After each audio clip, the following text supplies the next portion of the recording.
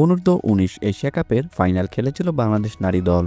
বিশ্বকাপের আগেও প্রস্তুতি সারল ভালোভাবেই। সুপার ওভারে ইংল্যান্ড অনূর্ধ্ব-19 নারীদের প্রস্তুতি ম্যাচে হারিয়েছে তারা। শুরুতে ব্যাট করতে নেমে নির্ধারিত 20 ওভারে 9 উইকেট হারিয়ে 113 রান করে ইংল্যান্ডের মেয়েরা। পরে ওই রান তাড়া করতে নেমে সব উইকেট হারালেও 20 ওভারে খেলা ঠিকই 113 রান করে ফেলে বাংলাদেশি নারীরা। এরপর সুপার ওভারে 1 উইকেটে হারিয়ে 9 রান করে ইংলিশরা। কোনো উইকেট না হারিয়ে 6 বলে বাংলাদেশ করে 11 রান। শুরুতে ব্যাট করা ইংল্যান্ডের হয়ে 24 বলে 28 রান করেন ট্রিজা তেনওয়ালা। 19 বলে 23 রান আসে কর্টেন ক্যালম্যানের ব্যাট থেকে।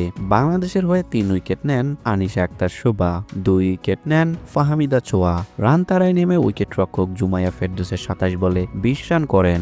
এছাড়া সাদিয়া আক্তার ব্যাট হাতে 16 বলে 20 রান করেন। বাংলাদেশের শেষ ব্যাটার নিশিত আক্তার নিশি ইনিংসের শেষ বলে 113 রানে থাকা অবস্থায় আউট হন। সুপার ওভারে ব্যাট করতে নেমে 3 বলে 8 রান করেন সাদিয়া আক্তার, 3 বলে 3 রান করেন জুরাইয়া ফেরদৌস। বাংলাদেশের হয়ে সুপার ওভারে বল করেন হাবিবা ইয়াসমিন পিঙ্কি। 9 রান দিয়ে তিনি তুলে নেন ডেবিনা পেইনের উইকেট। ভিডিওটি দেখার জন্য অসংখ্য ধন্যবাদ।